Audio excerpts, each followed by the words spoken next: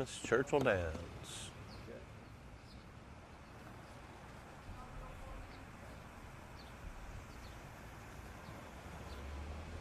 Seems like a quick way to drive through the Yeah, it sure does. Throw on those blue lights. You're good.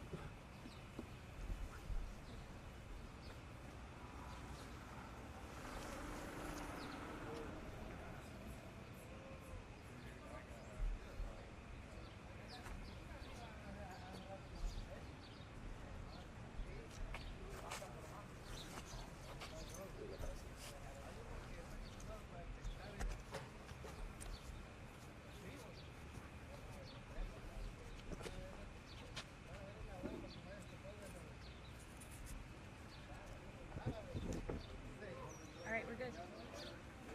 Okay. Good morning, everybody. My name's Barry Northern from the Kentucky Derby Museum, and we're on the backside of world-famous Churchill Downs on a very historic day, Derby 150.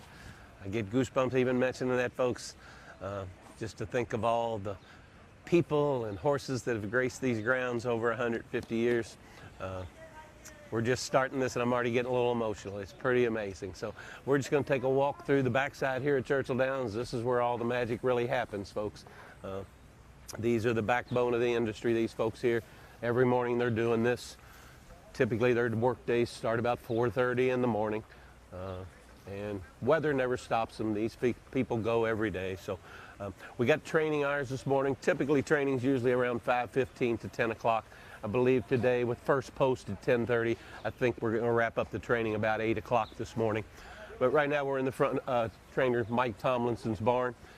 Talking to Mike yesterday, I know he doesn't have any horses entered this weekend, but what he will do is set up a little party area for a lot of his owners and things to spend their day on the backside of Churchill Downs on Derby Day.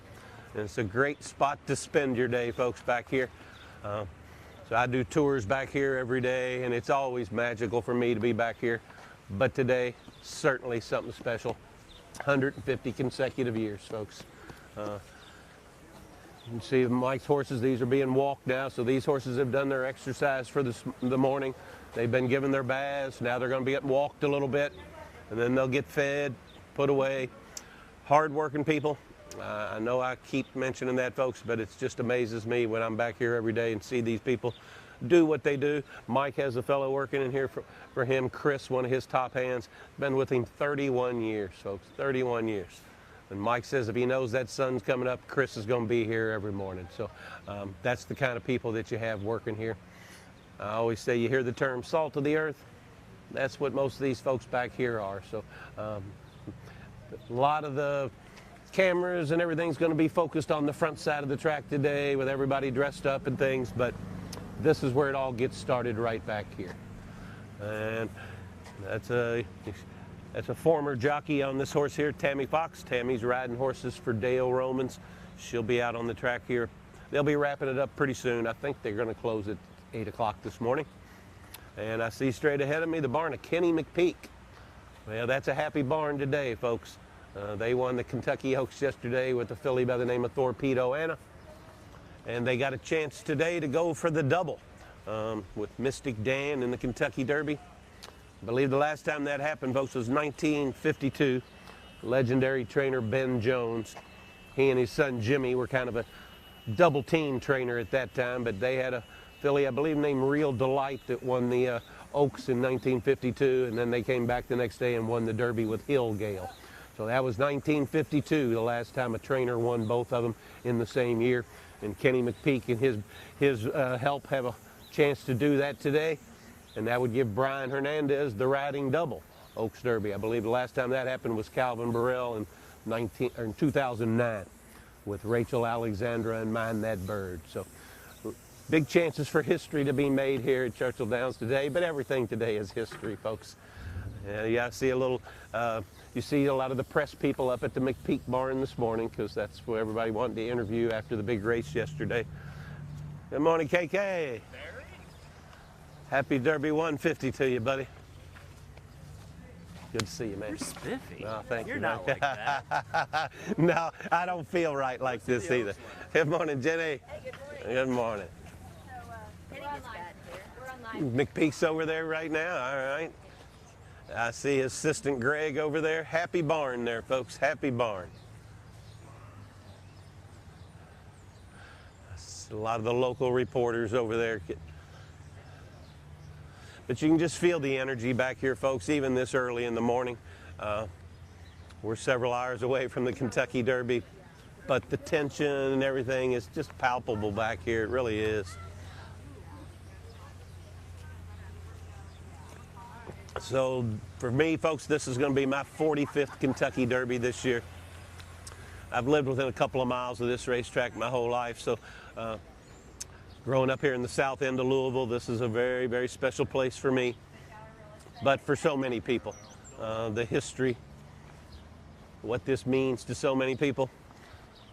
As a South Ender, I always tell people I'd hate to think where my state would be, my city would be, but especially my neighborhood without Churchill Downs and the Kentucky Derby. This place has provided so many jobs for so many people over the years, so just very special. On the first Saturday in May, nowhere else in the world I want to be. And I don't really care where, folks, I just want in. Morning, Jimmy. Trainer Jimmy Baker there. Just nowhere else I want to be, folks. I just can't imagine. I know there's some people that like to leave town on Derby week. That's something that's just foreign to me. There's nowhere else I want to be. I grew up in a... You sure? I have a question real quick. Perfect. Who is your Derby pick? Boy, I'm wavering a little bit, but I'm probably still going to stick with just a touch. But I will hedge my bets a little bit. Fierceness looks awfully good out here in the morning, so I will probably hedge a bet and put Fierceness on top of a few horses and some trifectas. But in my main bets, I'm going to try to beat Fierceness probably with Brad Cox's horse just a touch.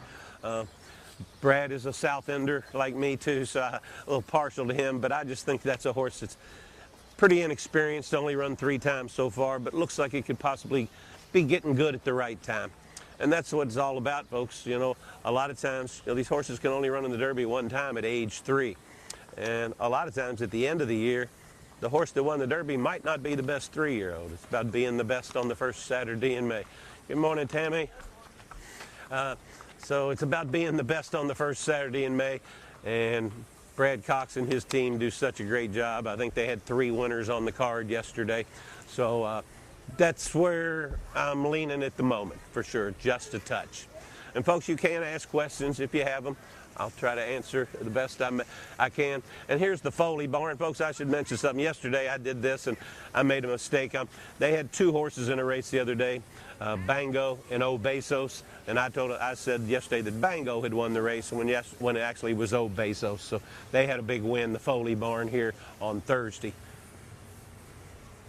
We're going to head down towards the press center here, folks, and probably watch some of these horses coming off the track. But there you see a horse getting his bath after his workout. He's feeling pretty good today. It's a little humid out here. That bath's probably feeling pretty good to that horse today. Morning, Leroy. Morning, Barry. How are you? Doing good, buddy. So, folks, you see that, and it's pleasant out here this morning. Yesterday it was pouring rain, but nothing changed. They were still out here giving these horses baths and doing all this. So. A hard-working bunch of folks, hard-working, but it's as much a lifestyle as it is a job for these people. I always equate it to having children. Every day, you're going to exercise them, feed them, bathe them, do laundry, and then clean up after them. And these people take a lot of pride in what they do, and they develop relationships with these animals, that's for sure. I mentioned Leroy there working. Leroy he'll move on down to New Orleans and work on the track down there in the wintertime. So these people are lifelong racetrackers, folks. We're going to head up here towards the main gap. Folks, if you get a chance, I don't know, right here we're behind the big board at Churchill Downs. That screen of the big board is the size of 3 NBA basketball courts, high definition. It's really changed the experience for most of the people here at Churchill Downs on Derby Day, especially for the infield crowd.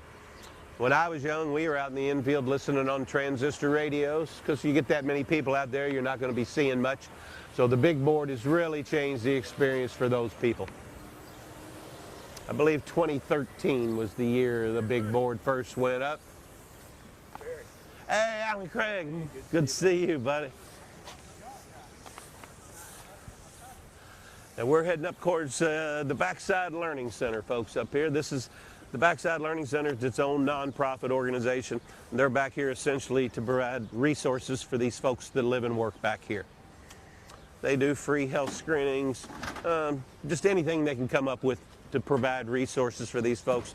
Just the other day back here, you hear them tell anybody need to go to Walmart. They got a bus heading to Walmart that day because most of these people back here, their mode of transportation is a bicycle. So they'll, a couple times a week, they'll take them to Walmart to get things they need. So Backside Learning Center, very essential to what goes on back here on the backside of Churchill Downs. Barry, how early do things start stirring up on the backside? Typically these people probably start getting here about 4:30 in the morning. I think the track actually opens for the horses to go out on it usually sometime between 5:15 and 5:30. And then they get their day wrapped up on a normal day. If there's no racing, maybe around 11, 11:30. Hello, Will. Good morning. Dr. Will Farmer there, folks. He's the veterinarian, head veterinarian over all of Churchill Downs' racetracks. But so they start at 4:30. Usually when I'm back here in the mornings, they're getting wrapped up about 11, 11:30 probably.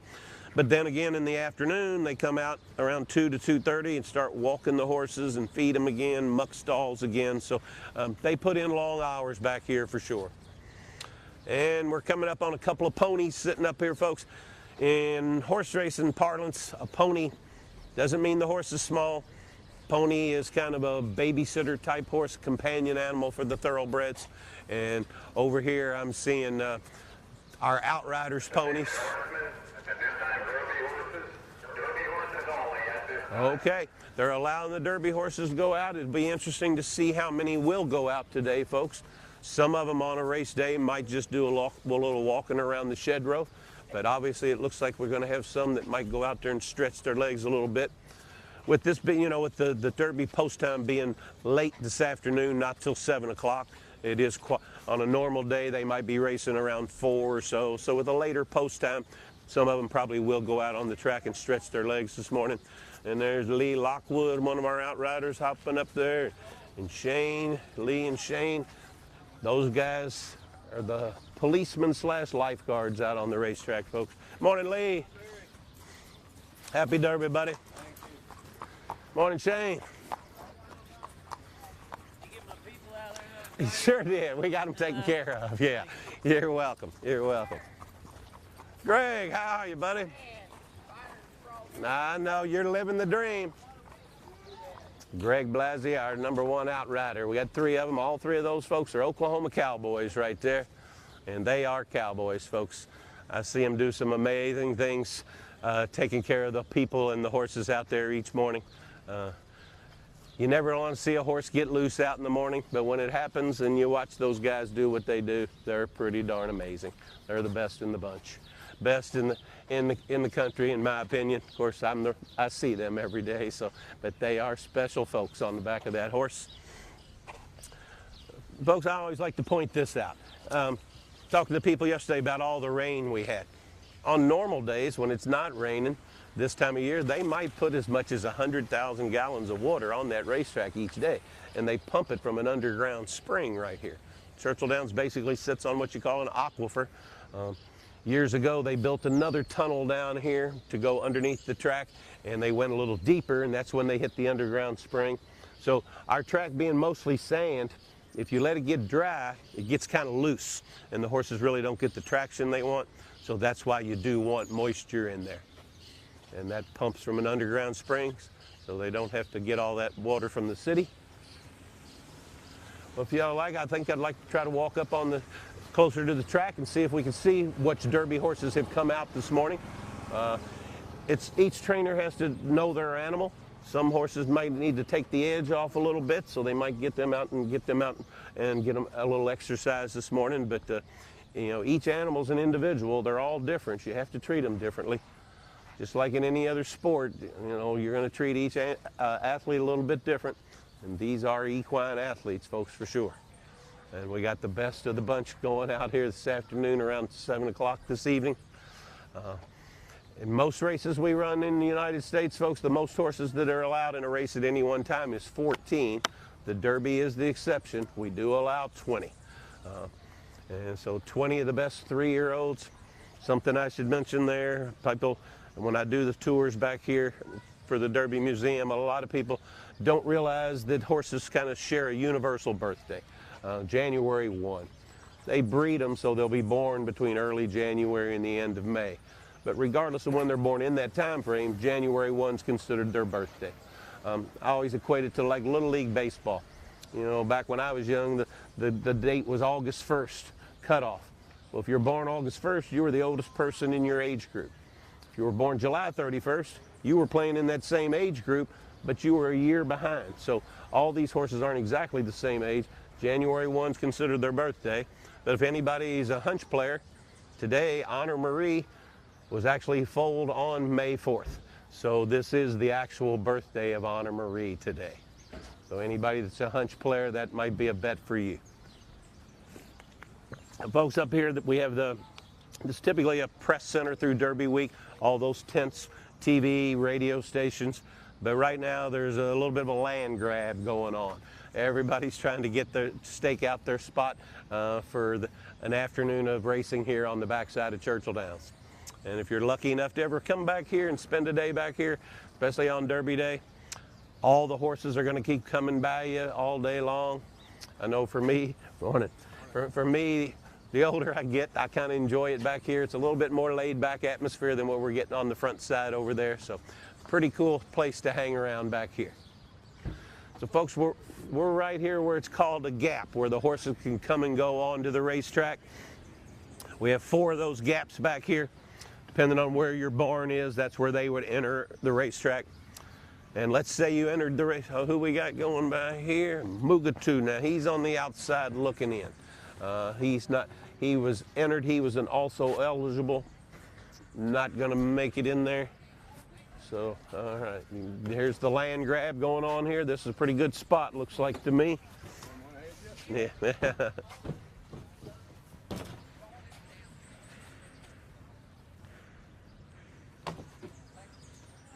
And the track still is obviously very wet, folks, but I think barring any rain, the way that as good as Jamie Richardson and his track crew is, I'm hoping by 7 o'clock this afternoon we might have us a dry racetrack out here. Those guys can turn it over a couple different times, do different things, and also the race before the Derby is an hour before the Kentucky Derby.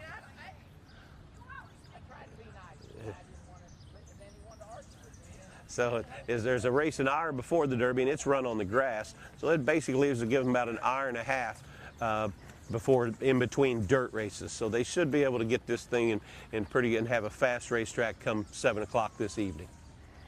But folks, standing here looking across at those famous twin spires, they date to 1895.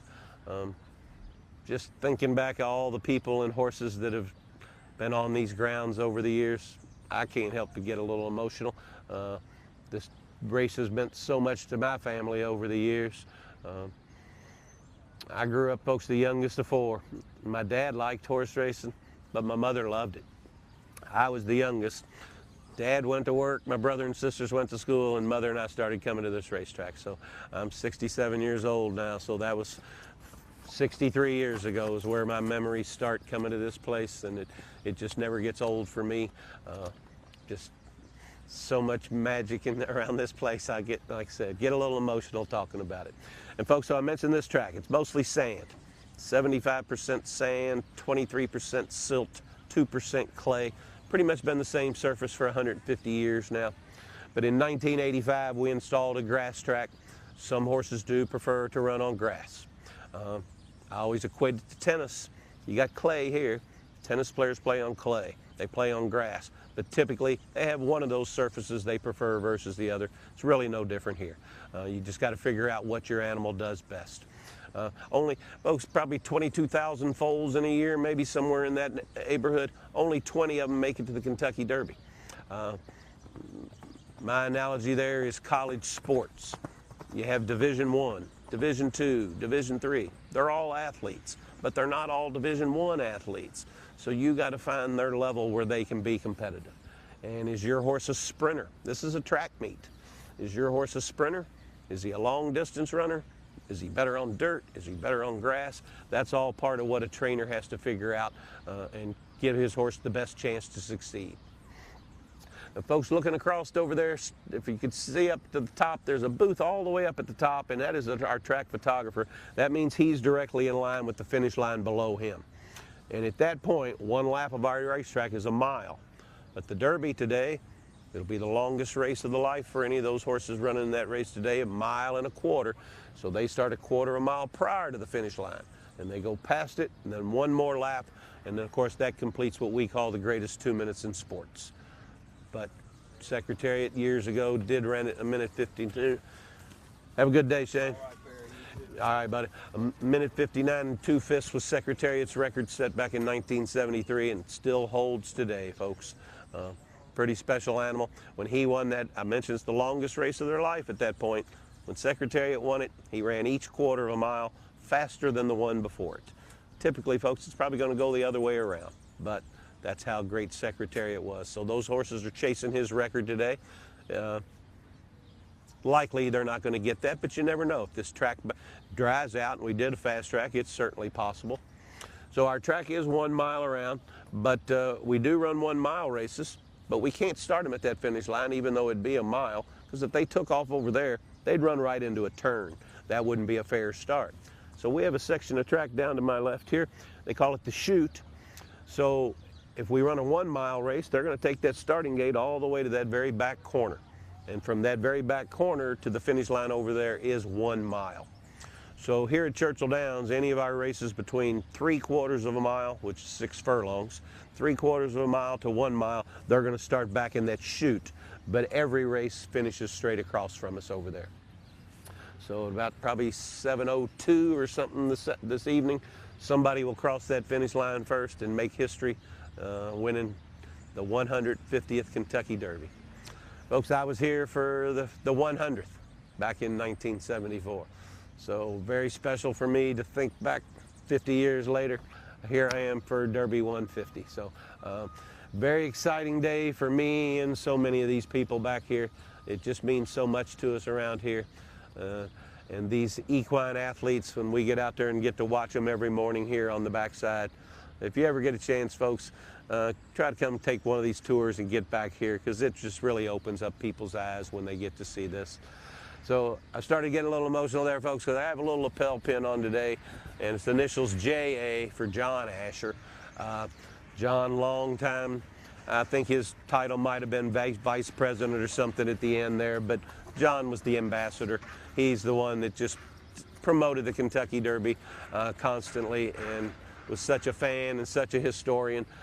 Can't help to think about John today. So I know he's looking down at us. He would say 75 and sunny. He doesn't care. He would have said 75 and sunny yesterday. That was just John's attitude when it came to the Kentucky Derby. So that's what this means to us, folks.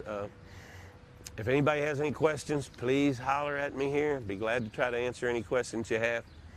But I wish everybody have a great Kentucky Derby today. And in particular, anybody that may be getting married today. Hopefully they have a great day. Do you have a special connection? Well, I do have a special connection today. My niece Carrie is going to get married out in the middle out there today in the infield. Somebody asked me how many people she was expecting for her wedding. I said about 150,000.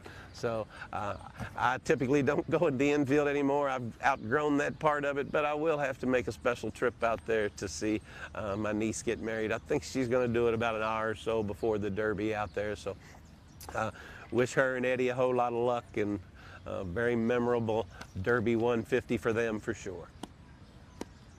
Now you see folks out on our grass track now. Those guys, there's no kind of special machines or anything really, folks. Those guys out there stomping down divots from what, the horses that were on that track yesterday. Very rarely will they let horses practice on the grass, because it does tear it up so much. So after having several races out there yesterday, and I can tell now the rail is up. Yesterday they had a temporary rail set up out there. They pulled it away from the inside rail to kind of protect the inside of the rail for the big races that are going to be run on the grass today. So it's Jamie Richardson's maintenance crew out there walking around, stomping down those divots to have a safe turf track for today's races. Because typically the race that's always run the race before the Derby is the Woodford Reserve Turf Classic, and that's the 11th race of the day. We do have 14 races today, the Derby being the 12th of the 14. Folks, if the Derby's the last race of the day, you got 160,000 people heading out at the same time. So we run a couple afterwards in the hopes that people tend to filter out. A lot of people need to stay around for those last couple races to try to get their money back. You know, they got a couple races to get their money back. So just all I can say, folks, have a great day today. Enjoy it. There's nothing like being here. If you can't be here, you know, please stay tuned on all the TV and radio stations today. They're watching this. So once again, happy Derby 150 to everybody today. This is Barry Northern from the Derby Museum signing off, and thank you all for listening.